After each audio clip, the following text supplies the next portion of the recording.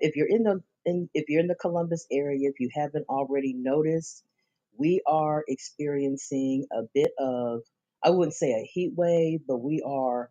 It is it's it's beautiful compared to, coming out of winter and coming out of snow and everything like that. It's actually 78 degrees right now. But it's hot to me, probably because of, the whole menopausal thing. But before you get out the shorts, it looks like we're going to, as of tomorrow, the high is supposed to be around 56 degrees. So we're going back into the 50s Tuesday, Wednesday, and Thursday. And then Friday and Saturday, we're supposed to get to the 60s. Saturday is supposed to be 68, which you may as well round it up to almost 70. And then Sunday and Monday, we're still in that stage of going back and forth, um, when it comes to our weather right now. A few little things on the news front. Let me see here.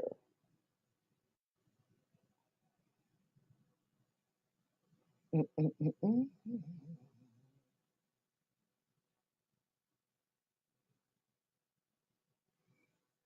So Terry Crews weighs in on the whole Will Smith slap situation. So I think it's funny that there are people still commenting. And um, Red Table Talk has come back, from what I've seen, and it looks like they are not going to be able to get around addressing the slap, which I wouldn't think so, since it was her husband who administered the slap. They are going to sooner or later going to have to address it. I just don't think they're planning on addressing it. Um, so for those who don't know, Red Table Talk is not live. It is, like most TV. It is, like most television shows and mostly everything that you see on television. It is pre-taped. So they do they pre-tape every episode. And so when you're seeing it, they've already pretty much, taped the entire season. And so, they're wherever they are. And, they will run the season. I think they're planning on addressing it, but not during the pre-tape season. So I don't know. She said there was not going to be, she had said per her social media that there was not going to be any talk. They don't plan on doing an episode on it. I don't see how they can get around it. I personally, because I'm pretty sure she's, being, you know, nudged per the people who follow her social media. Um, and I'm pretty sure Will is being talked about it too. So now we have another celebrity weigh in, and Terry Crews says that Chris Rock saved Hollywood following the Oscar slap, and he says he's done worse than Will Smith. So actor Terry Crews is in Switzerland when it comes to, so Switzerland would be the place of, um, the middle, neutral, when it comes to his two pals, Will Smith and Chris Rock, following their physical exchange at the 94th annual Academy Awards Sunday, March 27th. While promoting his new memoir, Tough, that will be out later this week, the White Chick star praised the longtime comedian for keeping his composure during the shocking moment, while also showing sympathy to Smith, noting that he's done worse than the King Richard star. Both Will Smith and Chris Rock are dear friends of his.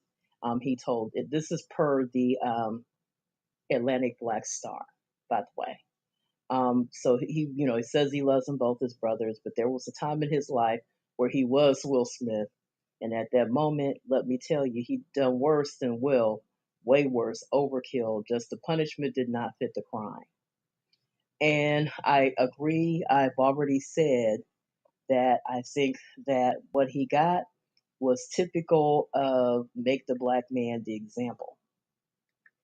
So what do I mean by that?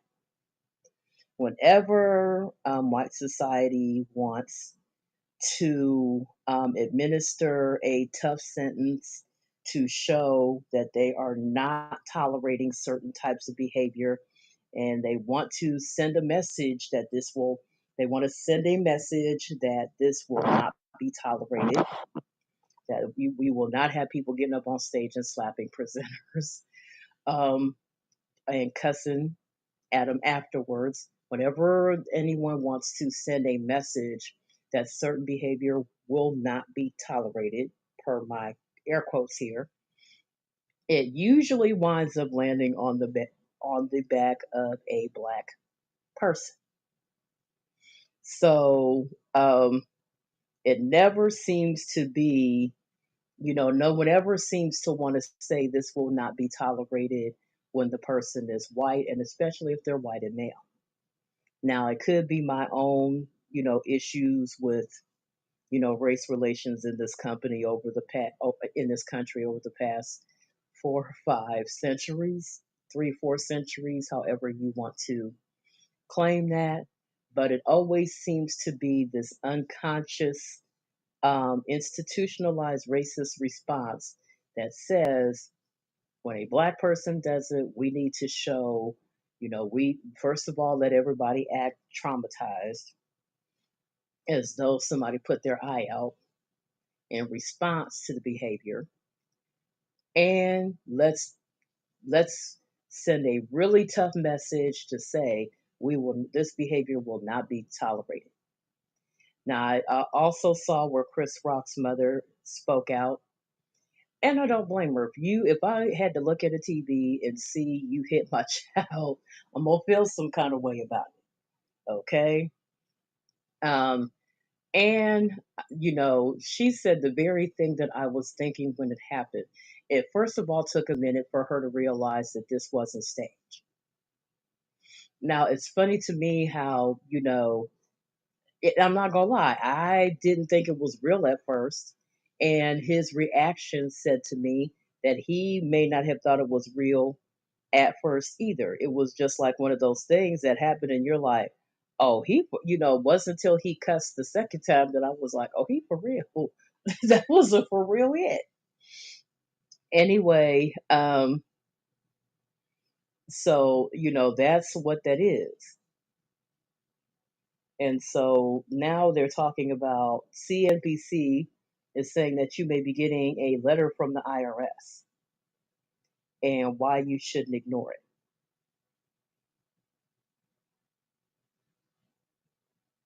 So it says if you want your tax refund quickly, which I've gotten mine and spent it already, don't ignore letters from the Internal Revenue Service. Even though tax day has passed, letters are common this time of year. Really, anything through January through April, and maybe even May. You need to be looking at your mailbox if you haven't gotten your, whether or not you got a refund, and whether or not you owe. So you want to definitely, like, if you don't reply, you might be delaying your tax refund for. I remember one year they contacted me because I had misread something and thought that I wasn't entitled to the EIC. So for those of you who don't know, the EIC is the Earned Income Credit, and usually it goes to people who are under income or have some other thing going on that would usually entitle them to a bigger refund. So I didn't take all of my refund, and they contacted me. So I called the 800 number and talked to the guy, answered a few questions, and wound up getting more money.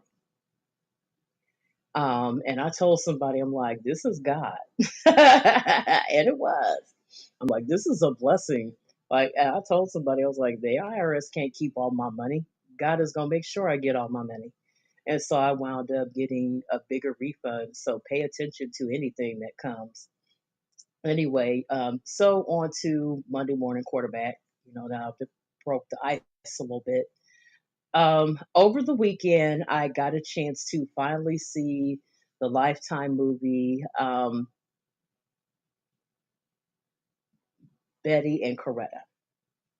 So for you that don't know, Betty and Coretta is a Lifetime movie that was made a few years back that chronicled the relationship between Betty Shabazz, who was a widow of Malcolm X, and Coretta Scott King, the widow of Martin Luther King. So the two men in their lifetime, I am going to do a commentary on it, um, and a review. I need to do a little bit more research on the accuracy of the film, which I'm starting to learn to do with my reviews. I tend not to like to listen to anybody else before I watch the movie for myself because whether you know it or not, your opinion can be biased. Um, Especially if you start to look at, and many times other people's reviews give too much information on the movie. So the movie itself was narrated. I like the way they did it. I like the way they did it. They had the late Ruby D comment, doing the narration because she was kind of a contemporary of theirs. They also included, although in smaller takes because she was not one of the main women, but it would have been nice to kind of include her, a bit of an unsung hero in the civil rights era, and that was the widow of Medgar Evers.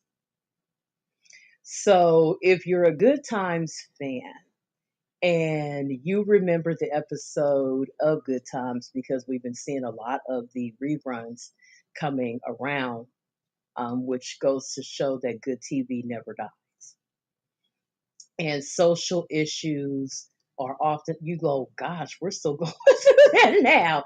If you're Black and you watch Good Times, you know that many of the issues that they talked about on the show, especially in the early years when the father was still on there, John Amos, um, they addressed a lot of really big social issues. I follow a channel on YouTube called the Norman Lear, and it talks about how the different um, and there's controversy there because of the whole treatment of Eric Monty.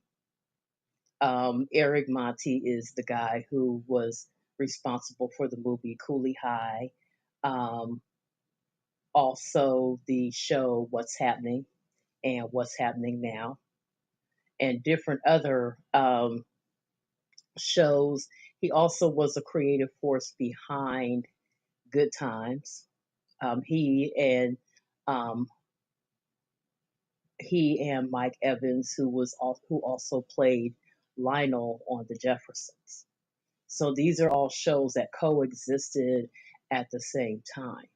The one thing I always would have liked to have seen with Good Times is for them to move out of the ghetto, and if nothing else, I would have liked to see the dad stay. Most of us would have, but I would have liked to see them do what people do in real life. um, get better, get in a situation where they are able to have better pay before the last episode of the show, move into a better neighborhood, and just do what regular working class people do and deal with those issues because as a Black person your issues don't end because you move into a better neighborhood. If anything, if you're moving into a better neighborhood, your issues might increase, because now you're more likely to be moving into an area that isn't exclusively you. So you have to deal with, especially at that time period, more Black people were more likely to move into areas where they might be one or two Black people in the entire suburb, much less the neighborhood, and the issues that come with moving into said neighborhood. So back to what I was trying to address the first time. So if you remember they had a episode where the FBI came to visit the Evans family.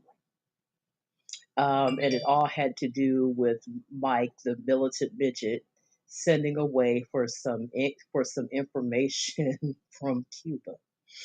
And so he asked them the question, "Have you ever found the man who killed Medgar Evers?" And so when I do my commentary, Medgar Evers and Murray Evers, his widow, are going to be included because I always think of them two as being, they're not unsung. We know who they are, we know the history. But I think as far as this movie was concerned, I would have liked to seen a little bit more on their contribution too. Okay, but I do think that I wanted to see the accuracy. I'm like, well, these are two really as tight as this movie makes them out to be. I mean, if they were, it's a wonderful thing because um, there were criticisms. So you know that Malcolm X had criticisms about the peaceful resistance movement. He did not think much of, even though I saw both men's opinions, but I'm also talking as one who is late to the party on that because most of this occurred a couple of years before I was born, and I'm 55. On into the time I'm cracked open the earth. And so you're talking about stuff that happened over 50 some years ago, but we're still dealing with those same demons, except the demons have channeled into, have gone from outright racism to now we're addressing microaggressions, which is sort of a passive aggressive way of aggressing against people of color, against people who are different. We're not facing outright bigotry anymore. We're dealing with that subtle type of bigotry that says, I still got a right to do something stupid to you because you're not my color. Okay, but I'm not going to outright do it. What I'm going to do is do other behaviors that let you know that I'm up here and you not up at my level. Okay, and so that's why they call it microaggressions, because it's not outright um, offenses, not outright bigotry, but just snide little ways of showing you that you are still not equal in the mind of the person who does them. And all of them are not racial, many of them can be sexual. Like I said before, we're talking about a whole issue of intersectionality when you're talking about black women, when you're talking about the fight for equal or human rights. Okay, because we're not just talking about equal rights. In many cases, we're talking about human rights abuses. Forced marriage is a human rights abuse. Trying to correct somebody's sexuality by raping them is a human rights abuse. My apologies to you too. Um, Doing things, hate crimes are human rights abuse. Like I said before, I was looking at an episode of the original Law and Orders, and I talked about the whole issue of the Anthony Anderson character and his white counterpart, his partner, exchanging words, and they were criticizing each other's faith. And so I have a real problem with the whole concept of black and white church because not all black churches are Baptist. Like, believe it or not, black Christians have different denominations, just like white Christians have different denominations, and not all believe the same. Abstinence until marriage is very much a black concept and is very much active in the black church. Okay, we're not all given passes to fornication. Likewise, homophobia is not exclusively a black concept is not just in the black church. Many white churches have a problem many white Christians have a problem with homophobia. Okay, if you didn't know, and I plan on doing this week, I plan on, getting back up in the saddle and doing my podcast. And I'm going to talk about religion's place in the manosphere. And I'm going to talk about homophobia because many people don't seem to realize number one, being a born again Christian and not believing in same sex marriage does not make you a candidate for homophobia. Now, are there Christians that use the fact that Christianity does not support same sex marriage as an excuse to practice homophobia? Sure, there are. Sure, there are. Many times it's because it's either they haven't been caught, many times it's because it's the only sin that they haven't committed. I can get real self righteous on here if I want to talk about certain sins that I haven't committed. You can get real self righteous about the stuff you haven't done. But I also see how many of them tiptoe around the stuff that they have done. Okay, when you're very close to an issue, adultery, okay, so you see a lot of that. And I plan on talking about it this week. I plan on talking about Betty and Coretta too as soon as I get done with the research that I want. As far as I recommend seeing it. I recommend seeing it. I thought they did a pretty decent job. They included sort of the good, bad, and the ugly of what Miss Shabazz endured. Many of you know, if person who paid attention to the news and even paid attention to some of the stuff, I would have liked to have seen more of what Miss Scott King went through with her own children. Like that, and you could tell that the person who did it paid attention to news stories that went on with the children of Miss Shabazz and Malcolm X. The one daughter seemed to never really recover from what you know. I think what a lot of people don't realize is Malcolm X was gunned down right in front of his wife and children. Okay. As a Black Christian, I recommend reading the autobiography of Malcolm X, as well as, because there are many biographical books out about Martin Luther King. Um, don't just go by the Spike Lee movie because if you read the biography, you recognize, as much as I love Spike, there were some liberties taken with the story. Um, really read the book because even as a Black Christian, I'm not trying to get you to mess around with Islam or anything, but you need to read the story of a really great man. And also, it ties into a lot of the stuff that many of their children went through, being the children of such powerful men. There was the one daughter never seemed to recover from watching her father be gunned down right in front of her face. Um, there was also, I never knew this, but I remember reading an article, and I'm thinking it was Essence magazine, where they were doing a lot of the promo for the X movie, for the autobiography, for the Malcolm X movie that was directed by Spike Lee. And I remember there was a lot of buildup, which there's nothing wrong with it. People build up stuff all the time. And I'm not even going. There's no downside to the promo. I thought the promo that was being done, the X T-shirts, the X caps, brought a renewed interest in him. Um, the fact that he was gunned down in front of his children, and one of them, the post-traumatic stress that was associated with that, the one daughter that seemed to never recover.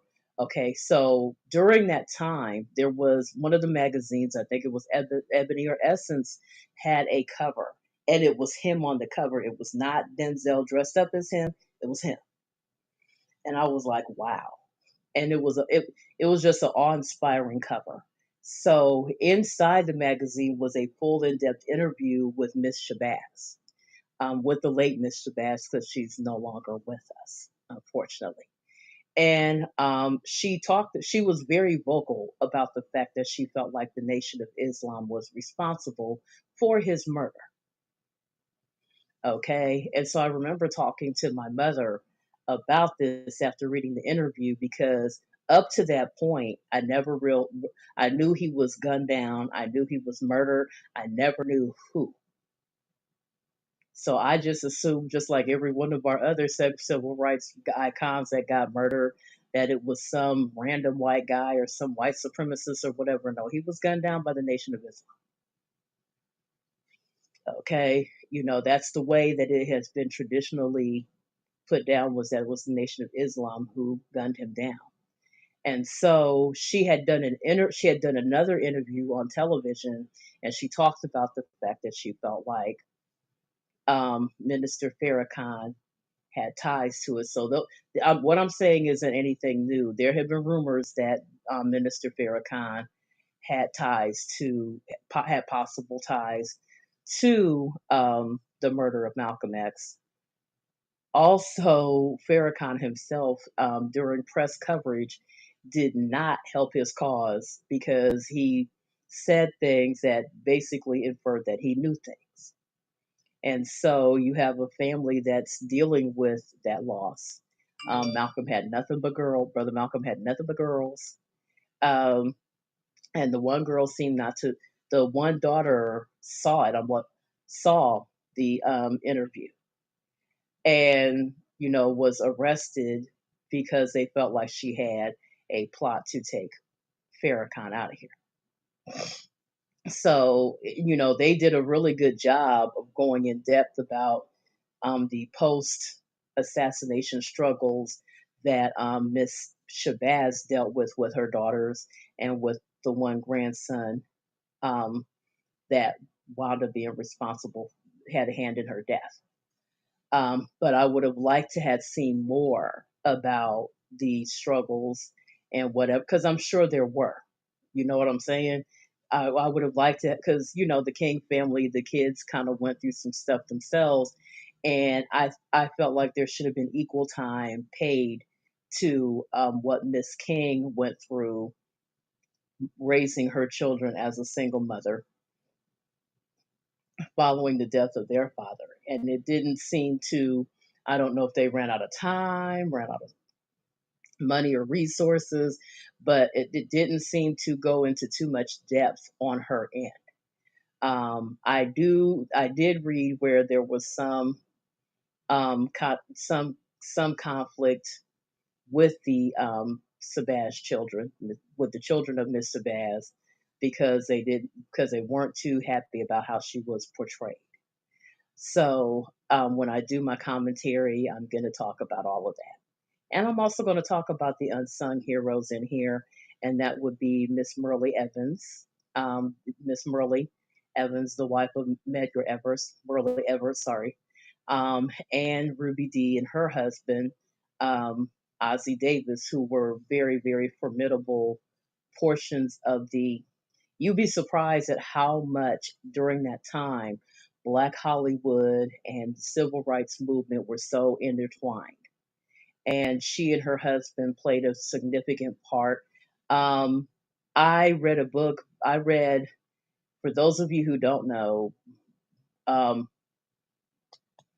Maya Angelou, author and poet Maya Angelou, had ties to that movement as well. And so in her book, she has a series of books that starts with I Know Why the Caged Bird Sings. And they basically, what they are is a series of books that channels her life.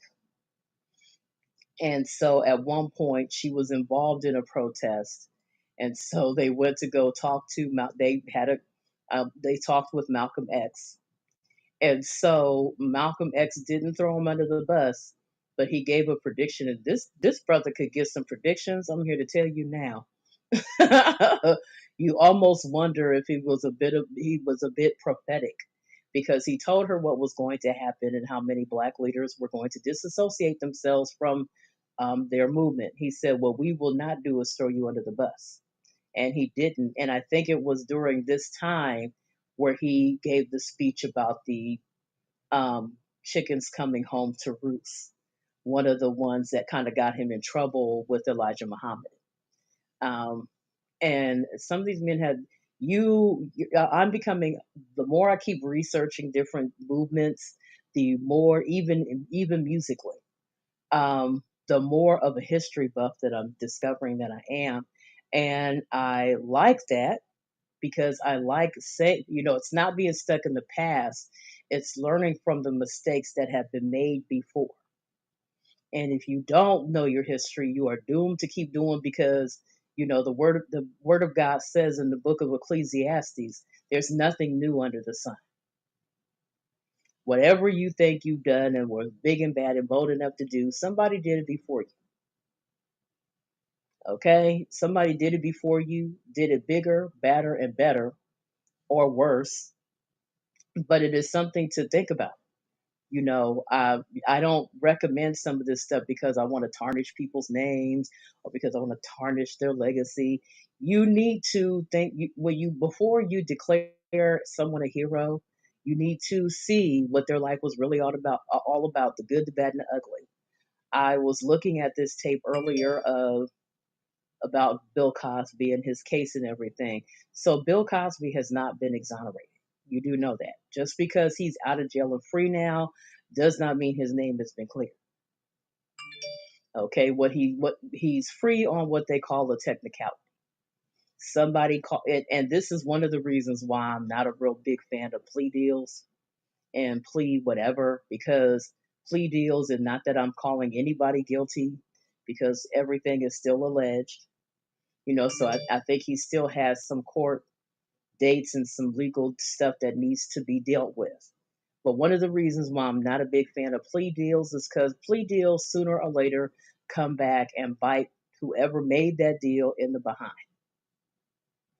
So I'm not a real fan of them. And, even though, like I said, I'm black, I'm going to stay black the rest of my life. I'm not divesting. I don't, and I will be talking about divesting as part of the manosphere as well. Because I have my own opinions, and you may think that sounds kind of crackpotish, and that's cool. You can find whatever you want. But like I said before, like I said, in the case of the young man who people feel like aren't getting any justice because his white girlfriend stabbed him to death, and people are like, well, black women are silent. We certainly are. This man went to his grave denouncing us and telling us we was not good enough to be his wife, that we wasn't good enough to shine his shoes, lick his boots, or anything else. And the same black men who are trying to shame us into setting this one out need to recognize, if black women publicly denounce, black women date complete other ethnicities and still will massage the feelings of black men on a regular basis. If black women dated out at the record amount, at the in the amounts that black men date out, and gave interviews saying that black men don't make good husbands, that they're shiftless, they don't work, they lazy, and everything negative if we co-sign with every negative stereotype about black men and treated black men as though we believed those stereotypes and did everything that this man did, black brothers would be silent too. We can barely get brothers to back us up when we're right. Okay? Some of y'all barely want to back us when we're right. And so there's no way you would be sitting over, you would be silent too. Okay? Many times what you are getting is the movement of a bunch of women who are tied, not tired, tied. We have our way, like I said, they tied. We even got time for the R anymore. That's just how fed up we are with not being backed up. not be happen to be our own men. Why? No other culture expects for their women to be their own men. So I support these women. I'm not like, shoot. This is one of them times where I can sit and massage my feet and get a nice little, get a nice little whatever facial and relax. Like, oh, what you blah blah blah blah. Well, these was done back when he was a teenager. He was still dating them very type of women. So that's all. That's one reason not to fool with him. The other, so here's where the intersectionality kicks in. They are now saying that there's a possibility that this brother might have been guilty of domestic violence and that this woman was defending herself. Now, you can go Emmett Till and say, well, now that he's not around to defend himself, now they want to sit over here and say stuff that may or may not have been true. First of all, if he's guilty of domestic violence, that's all the more reason to remain silent. I'm not backing up black men who harm. I never have and I never will. I don't back white men who harm. I don't back any of you. And Jeanette is nobody's mammy. You will not see me protecting harmful men. You will see me look side eyed at them. I don't even protect men I like that are harmful. Anybody who's ever spent any time around me or grew up around me, any guys who are around me, no, I will tell them in a heartbeat, if you're being a dick, you're being a dick. You wrong on this one. Okay? I don't have no problem telling a man when they're wrong. I'm not allergic to it. I ain't afraid of it. And I don't care who calls out my Christianity. No part of my Christianity says that I have to sit over here and cover up for you when you harm women, children, or other men. I also am going to talk about the myth that the black church is homophobic. Homophobia did not start with us. The hate crimes legislation that you hear now had nothing to do with black people. We have hate crimes legislation based on the murder of a young white gay man named Matthew Shepard at the hands of other white men. He was murdered. Not only he was murdered in cold blood, he was beat to death. And I remember there being a PBS special that talked about that and the amount of men who participate in these types of hate crimes that have ties to the gay community themselves. Right, the hypocrisy. The number of people who practice violence against a community that they just one step away from being part of that community. I love the holy hush. Anyway, so I'm gonna get off here because but let me say this. Some updates here. So this Friday night there will be no broadcast. There will be no radio broadcast. I'm going to take this time so that I can get it together. My next broadcast for Station Head for Eclectic Music Geek will be on May 7th at midnight. So, what is going to be? So, because my shows are, let me see here. So, you could say May 6th at midnight, but technically it will be May 7th because it's midnight. And so basically Friday night at midnight, um, which will technically be May 7th, if that makes any sense at all. So don't go into Station Head on Saturday night at midnight, which will technically be Sunday. I won't be there. So my shows are scheduled for Friday night at midnight. And because it's midnight, it's technically the next day. So the show that I do on the 7th at 12 a.m., also the 6th at midnight, is going to be the black presence in country music. Now there also be some dedications to people who died that week. The reason why it got pushed back a week is because I wanted to do my dedication to the life of Prince. We are this at this channel, since it is my channel, I am a fan of both Michael Jackson and Prince. So when stuff comes around to commemorate them or celebrate them, I will do so unapologetic. Um, and each year I try to do something a little different. I don't want it to be a carbon copy of what I did the year before. So I, made room in my calendar for that. So I wound up with 3 shows in a row. So that means this week I will be taking the week off so that I can do my podcast, do my content, make videos, and get that stuff done. So there will be no live broadcast on Station Head. But anytime I do one, it's going to be on Station Head. The radio show is on Station Head if you want to listen to it live. They are allowing us to record our shows now. So if you're not able to stay up at midnight, because many people work Saturday, I will be making my shows available on the Perfect Pitch blog so that you can listen to it there. And you're free to listen to it. You're free to listen to it. And you're free to listen to it and free to comment on it.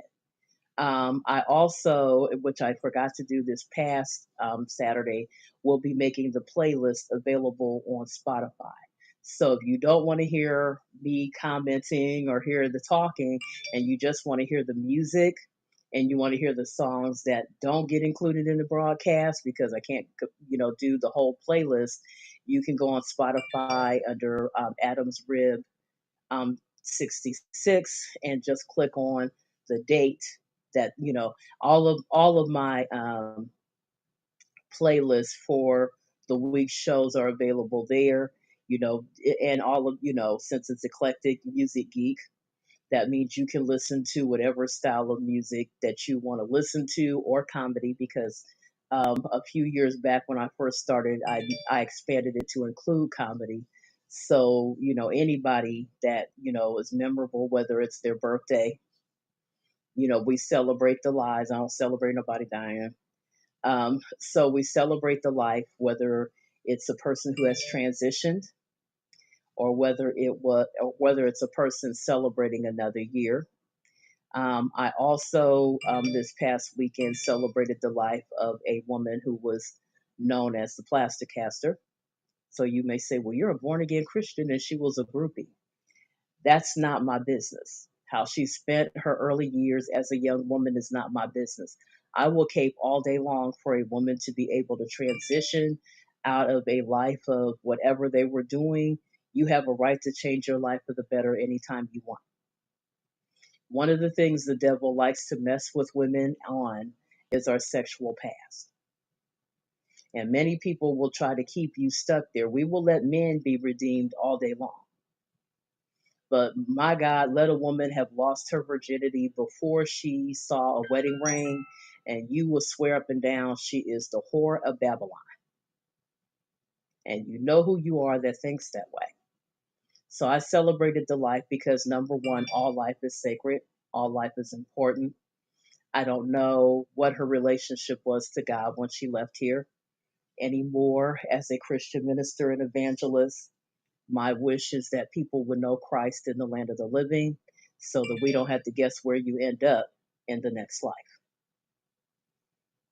So, anyway, I'm going to go ahead and get off of here.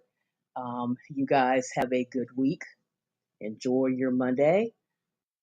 I will see you guys this Friday on Fridays Live at noon. Enjoy yourselves, enjoy your week, whatever you get into, have a productive week. Believe that it's going to happen as you pursue your goals, as you pursue your positive dreams. Please let's not pray for nobody to end up a prostitute. Please let's have goals and dreams that affirm ourselves and other people. And you have a blessed one.